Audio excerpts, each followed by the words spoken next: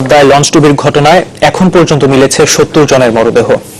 এর মধ্যে ৬৯ জনের মরদেহ তুলে দেওয়া হয়েছে স্বজনদের হাতে। বাকি একজনের পরিচয় না মেলায় তার মরদেহ নিয়ে গেছে আঞ্জুমান মফিদুল ইসলাম। তবে এখনো ৪ জন নিখোঁজ বলে দাবি স্বজনদের। এরই মাঝে প্রাথমিকভাবে উদ্ধার কাজ শেষ করেছে স্থানীয় প্রশাসন। এদিকে লঞ্চডুবিতে নিহতদের পরিবারের প্রতি সমবেদনা জানিয়েছেন ভারতের প্রধানমন্ত্রী নরেন্দ্র মোদী। দুর্ঘটনার প্রায় ১৭ ঘন্টা পর ভোর ৫টার দিকে তীরে টেনে আনা হয় লঞ্চ এমভি মোস্তফাকে, যার ভেতরে মেলে আরো ২৮টি নিথর দেহ। নদী পেরিয়ে যাদের যাবার কথা ছিল আপন ঘরে, আপন কাজে, জীবিকার তাগিদে, এই ২৮ জনের সাথে রোববার উদ্ধার হওয়া লাশের সংখ্যা মিলে মোট মৃতের সংখ্যা দাঁড়িয়েছে ৭০ জনে। এখনো যারা নিখোঁজ তাদের ভাগ্যে কি ঘটেছে তা বলা মুশকিল। পাটুরিয়া ঘাটে এক একটি লাশ শনাক্ত হবার সাথে সাথে বাড়ে কান্নার রোল, আর বাতাসও ভারী হতে থাকে স্বজন হারানোর আহাজারিতে।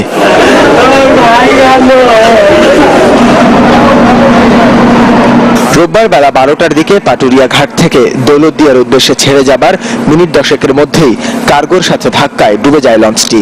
মর্মান্তিক দুর্ঘটনার জন্য লঞ্চ এবং কার্গো জাহাজের দুই চালকের অদক্ষতা এবং খামখেয়ালিপনাকে দায়ী করেছে স্থানীয় জেলা প্রশাসন।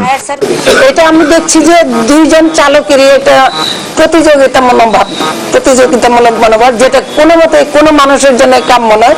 এই দুর্ঘটনা এড়ানোর জন্য আমাদের সবসময় সতর্ক থাকা উচিত, কিন্তু এই দুই চালকই অত্যন্ত নির্বুদ্ধিতার কাজ করেছে।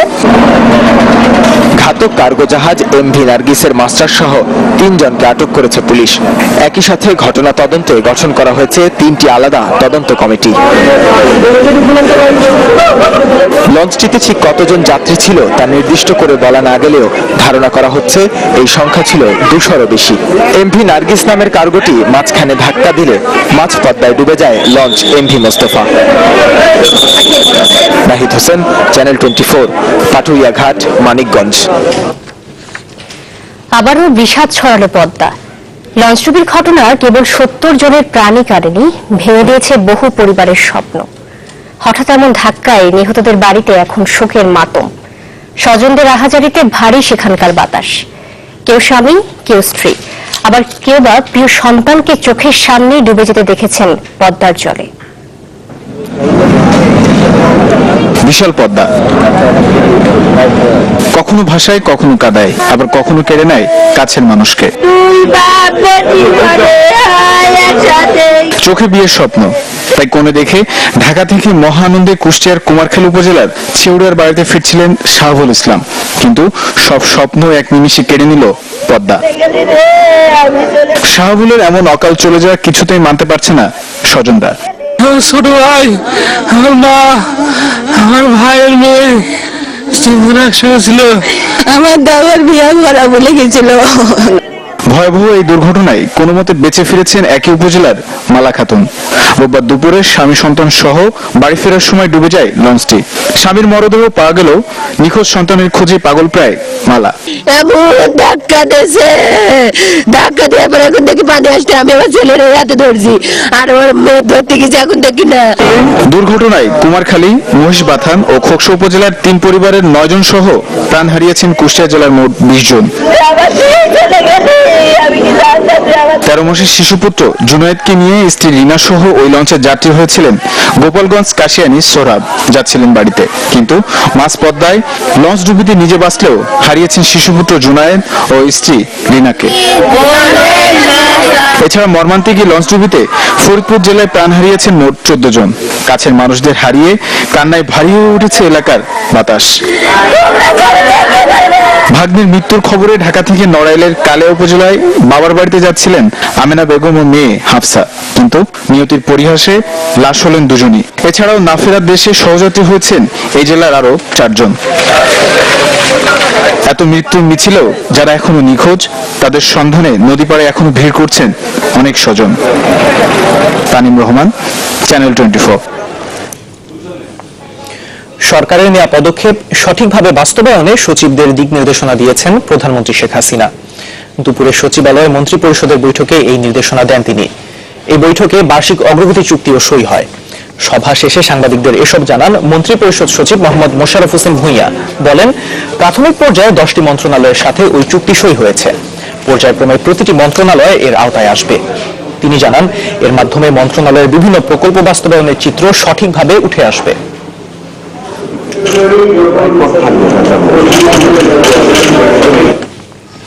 ঢিলেঢালাভাবেই চলছে বিএনপি নেতৃত্বাধীন 20 দলের নতুন করে ডাকা 72 ঘন্টা হরতালের দ্বিতীয় দিন। এরই মাঝে টানা অবরোধ গড়িয়েছে 49তম দিনে। হরতালের সমর্থনে সকালে টাঙ্গাইলে জেলা বিএনপি মিছিল বের করলে পুলিশ তাতে বাধা দেয়। পরে এক সমাবেশে বক্তব্য রাখেন বিএনপি চেয়ারপারসনের উপদেষ্টা অ্যাডভোকেট আহমেদ আজম খান সহ অন্যান্য নেতৃবৃন্দ।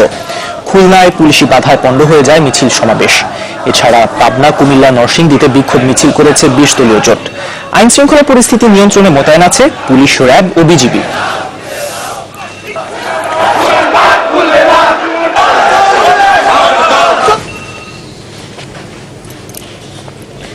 বিএনপি নেতা সাদেক হোসেন খোকা ছাড়াও অজ্ঞাত আরেকজনের সাথে নাগরিক ঐক্যের আহ্বায়ক মাহমুদুর রহমান মান্নার টেলিফোন আলাপ নিয়ে চলছে নানান জল্পনা কল্পনা।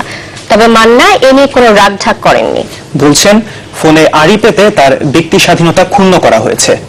তার দাবি, প্রকাশিত ভাইবার কথোপকথনে রাষ্ট্র কিংবা সরকার বিরোধী কোনো বক্তব্য নেই। তবে সরকার এই বিষয়টিকে দেখছে ষড়যন্ত্রের অংশ হিসেবে। সাজিদ হকের রিপোর্ট। চলমান সংকট সমাধানে সংলাপের আহ্বান জানিয়ে বিভিন্ন কর্মসূচি পালনের পাশাপাশি বক্তব্য দিয়ে বেশ কিছুদিন থেকেই রাজনীতির মাঠে সরব নাগরিক ঐক্যের আহ্বায়ক মাহমুদুর রহমান মান্না। এই মুহূর্তে আসলে দরকারটা হলো মাঠে যাওয়া। মাঝখানে যেটা গ্রে এরিয়া বলেন বা ভয়েড আছে, এই জায়গাতে এখন আমাদের নামা দরকার। আপনাদের এটা উইথড্র করার জায়গা নেই। আর ভালো করে আর ভালো করে করবার চেষ্টা করতে পারেন। সেটা যদি একটু দুর্বল হয়, তারপরে কিন্তু ধরে এতগুলো লোক পেট্রোল বোমায় মারা গেছে, এটা আপনাদের এত প্রোপাগান্ডার পরেও মানুষের আন্দোলন বিরোধী মনোভাব গড়ে ওঠেনি। তবে বিএনপি নেতা সাদেক হোসেন খোকা আর অজ্ঞাত এক ব্যক্তির সাথে মান্নার ভাইবার কথোপকথন আলোচনার নতুন খোরাক জুগিয়েছে। একজন will be in 10 days lieutenant general আর আরেকজন অলরেডি লেফটেন্যান্ট জেনারেল। আপনি কথা বলে দেখেন আপনার কি চান, কি আপনি শেয়ার করেন ওনাদের সাথে, তারপরে দেখেন কোথায় যায়। ভাইয়া you must take some steps. ওনাদের ধরে গদ বাড়া বিএনপি টিএনপি এগুলো কিছু হবে না ভাইয়া। তুমি এখন যেখানে আছো, আমাদের যাও আসো, ওরকম কোনো জায়গাতে ছিলেন তিনি বাঁচুন। এরা দেশের পরিবর্তন আনতে চায়, চেষ্টা করতে চায়, ইউটিলাইজ করেন দেশের পারপাসে, বাট অন্য কোনো পারপাসে না। I am not care for money. তবে ঘটনাকে নিজের এবং ব্যক্তি স্বাধীনতার উপর হস্তক্ষেপ হিসেবেই দেখছেন নাগরিক ঐক্যের এই আহ্বায়ক। প্রথম কথা হচ্ছে, আমি অনেকের সাথে অনেক কথাই বলতে পারি টেলিফোনে। আমার তো ব্যক্তিগত অধিকার আছে, আমার অধিকার সুরক্ষা করা হচ্ছে না। এরকম করে এটা ফাঁস করা হলো কেন? আমার এই কথার মধ্যে যদি রাষ্ট্রের নিরাপত্তা বিঘ্নিত হতে পারে এরকম কিছু থাকে, তাহলে নিশ্চয়ই সেটা রাষ্ট্র দেখবে। কিন্তু এরা কারা যারা এই কাজটা করেছে, আমি মনে করি এক্ষেত্রে আমার অধিকার সুরক্ষার জন্য আমি সরকারের কাছে আবেদন জানাচ্ছি। মান্না জানান, বর্তমান নৈরাজ্যকর পরিস্থিতির বিরুদ্ধে কথা বলেই যাবেন, আর এর জন্য জনসম্পৃক্ততার উপরও জোর দেন।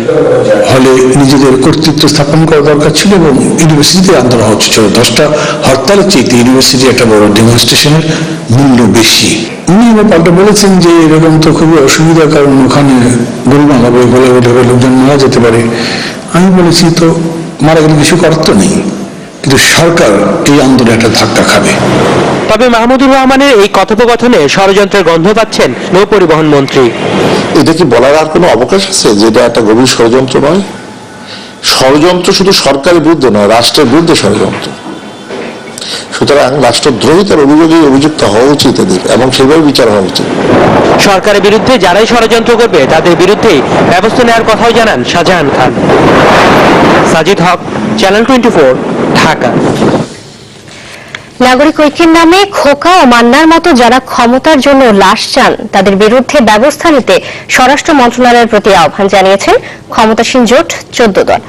রাজধানীর ধুলাইখালে নাশকতার প্রতিবাদে আয়োজিত সমাবেশে এ দাবি জানান স্বাস্থ্যমন্ত্রী ও 14 দলের সমন্বয়ক মোহাম্মদ নাসিম।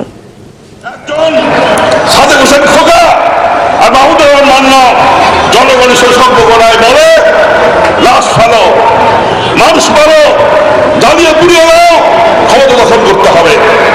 বনকুণ্ডু শুনেছেন, লাশের উপর ক্ষমতা দখল করতে চায় না। আজকে বলতে চায় মাননীয় স্বরাষ্ট্রমন্ত্রী,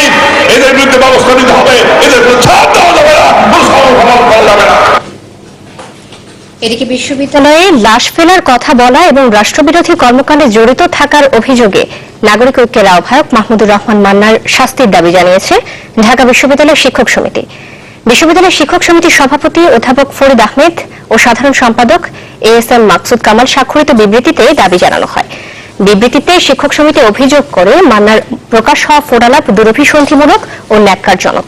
এই ঘটনায় মাহমুদুর রহমান মান্নার যাবতীয় সনদ বাতিলেরও দাবি জানানো হয় বিবৃতিতে।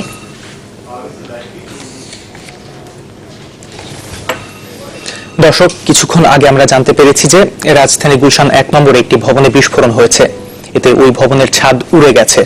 ঘটনাস্থলে আছেন আমাদের সহকর্মী শফিকুল ইসলাম সবুজ। আমরা সরাসরি তার কাছে চলে যাব। সবুজ, এই বিস্ফোরণের কারণ আসলে কি, আর ঘটনাস্থলে কি পরিস্থিতি দেখছেন আপনি এখন?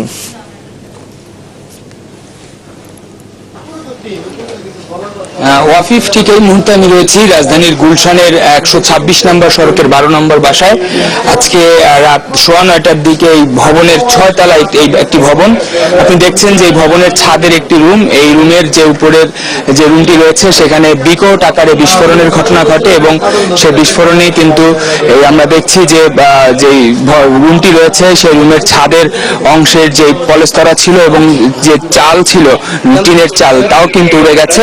তবে ঠিক কি কারণে এই বিস্ফোরণের ঘটনা ঘটেছে তা এখনো নিশ্চিত নয়। আইন শৃঙ্খলা রক্ষাকারী বাহিনীর সদস্যরা খতিয়ে দেখছেন আসলে কি কারণে বিস্ফোরণের ঘটনা ঘটেছে। কোনো বোমা সদৃশ কোনো বস্তু রয়েছে কিনা কিংবা গ্যাসের কারণে হয়েছে কিনা সেই বিষয়টা আসলে এখন পর্যন্ত নিশ্চিত না। তবে আইন শৃঙ্খলা রক্ষাকারী বাহিনীর সদস্যরা কিন্তু এখানে এসেছেন এবং তারা যেটা এখন পর্যন্ত এই ভবনের যারা বাসিন্দা রয়েছেন তাদের সঙ্গে কথা বলে জানতে পেরেছি যে এখন পর্যন্ত 2 জন এই বিস্ফোরণের ঘটনায় আহত হয়েছে। তবে এই বিস্ফোরণে আহত হয়েছে এবং তাদেরকে চিকিৎসা দেওয়ার জন্য এরই মধ্যে নিয়ে যাওয়া হয়েছে এখান থেকে। তো আমরা দেখছি যে আইন শৃঙ্খলা রক্ষাকারী বাহিনীর সদস্যরাও রয়েছেন এবং এই ভবনের যে নিয়ে প্রত্যক্ষদর্শী একজনের সঙ্গে যদি একটু কথা বলি, ঘটনাটা কেমনে ঘটছে কিভাবে একটু বলবেন? আমি জাস্ট পেশেন্ট স্যারের ওয়াইফ, সে বলছে যে তোমার ভাইয়ারা ছাদে দাঁড়িয়ে রয়েছে, তুমি একটু রুমটা খুলে দিয়ে আসো। তারপর আমি রুম খুলতে গেছি, রুম খুলে একটা বাতি অন করে দিয়েছে, ভাই বলছে ঠিক আছে। তারপর আমি কিছুক্ষণ গেছি, তারপর ভাই কি বললো যে জল নাকি, আমি ভাই বলছি আসছি করে দৌড় দিয়ে এই পর্যন্ত আসছে, আর দিয়ে খালি দম করে এক শব্দ মানে আগুন দৌড়তেছে। এবারে কি কাজ হতো? টেপটেজ জল চলতো ওই টেবিলে। জি আচ্ছা ওয়াফিফ, দেখলেন যে এখন পর্যন্ত আসলে নিশ্চিত না কি কারণে এই বিস্ফোরণের ঘটনা ঘটেছে। তবে এই ভবন বাসিন্দা যারা রয়েছে এই ভবনের, তাদের মনে কিন্তু এক ধরনের আতঙ্ক বিরাজ করছে, কেননা ছাদের উপরের এই রুমের একদম উপরের ছাদটা বলা চলে উড়ে গেছে। ওয়াফিফ, সবুজ, আপনাকে ধন্যবাদ আমাদের সাথে যোগ দেওয়ার জন্য। দর্শক, গুলশান 1 থেকে যোগ দিয়েছিলেন সহকর্মী শফিকুল ইসলাম সবুজ। গণতন্ত্রের জন্য সমাধানযোগ্য বিষয়গুলো ঝুলিয়ে রাখা ঠিক নয়, যত দ্রুত সম্ভব তা সমাধান করা উচিত। এক্ষেত্রে আলোচনাই হওয়া উচিত প্রধান মাধ্যম। অর্থনৈতিক উন্নয়ন ও মানবিক প্রগতি শিরোনামে একক বক্তৃতায় একথা বলেন নোবেলজয়ী অর্থনীতিবিদ ডক্টর অমর্ত্য সেন। ঢাকার খামারবাড়িতে তার একক বক্তৃতার আয়োজন করে Centre for Policy Dialogue CPD ও প্রথম আলো। অমর্ত্য সেন বলেন, অর্থনীতির আকার বাড়লেও ধনী গরিবের বৈষম্য আশানুরূপভাবে কমছে না। তাই এখন থেকে লক্ষ্য হওয়া উচিত বৈষম্য কমিয়ে অর্থনীতির আকার বাড়ানোর। বাংলাদেশ বেশ কিছু ক্ষেত্রে ভারতের চেয়ে এগিয়ে আছে উল্লেখ করে তিনি বলেন, এই ধারাবাহিকতা ধরে রাখতে শিক্ষা ও স্বাস্থ্য খাতে সরকারি নজরদারি বাড়ানো উচিত। অনুষ্ঠানে সভাপতিত্ব করেন CPDর চেয়ারম্যান অর্থনীতিবিদ ডক্টর রেহমান সোবহান। আরেকটা পরিচয় ডেমোক্রেসিতে, গণতন্ত্রে, তাহলে তা নিয়ে আলোচনা না করলে তার বাড়ানো সম্ভাবনা খুব কম। অর্থনৈতিক প্রগতিতে অর্থ আমাদের এনে দেয় যাতে মানবিক প্রগতির প্রতি তাতে ব্যবহার করা যায়। আর তাই সঙ্গে এটাও বলতে হবে যে মানবিক প্রগতির অভাবে অর্থনৈতিক প্রগতি কিন্তু থেমে থাকতে পারে। ঢাকার 2 সিটি কর্পোরেশনে নির্বাচন অনুষ্ঠানের জন্য নির্বাচন কমিশনকে অনুরোধ জানিয়েছে স্থানীয় সরকার বিভাগ। চ্যানেল 24 কে টেলিফোনে বিষয়টি নিশ্চিত করেছেন নির্বাচন কমিশন সচিব মোহাম্মদ সিরাজুল ইসলাম। সচিব জানান, সীমানা সমস্যার সমাধান হয়েছে উল্লেখ করে আজ এক ফ্যাক্স বার্তায় নির্বাচনের উদ্যোগ নিতে বলা হয়েছে। গত 28 জানুয়ারি ঢাকা দক্ষিণ সিটি কর্পোরেশনের 55, 56 ও 57 নম্বর ওয়ার্ডের সীমানা পুনর্নির্ধারণ করে গেজেট প্রকাশ করে স্থানীয় সরকার বিভাগ। এই জটিলতার কারণে এই নির্বাচন আটকে ছিল। অবিভক্ত ঢাকা সিটি কর্পোরেশনের সবশেষ নির্বাচন হয়েছিল 2002 সালে, যার মেয়াদ শেষ হয় 2007 সালে। এরপর ঢাকা ভেঙে উত্তর ও দক্ষিণ নামে দুটি সিটি কর্পোরেশন প্রতিষ্ঠা করে প্রশাসক নিয়োগ দেয় সরকার। 2012 সালে এই দুটি সিটি নির্বাচনের তফসিল ঘোষণা করেও আদালতের স্থগিতাদেশের কারণে নির্বাচন অনুষ্ঠান করতে পারেনি কমিশন।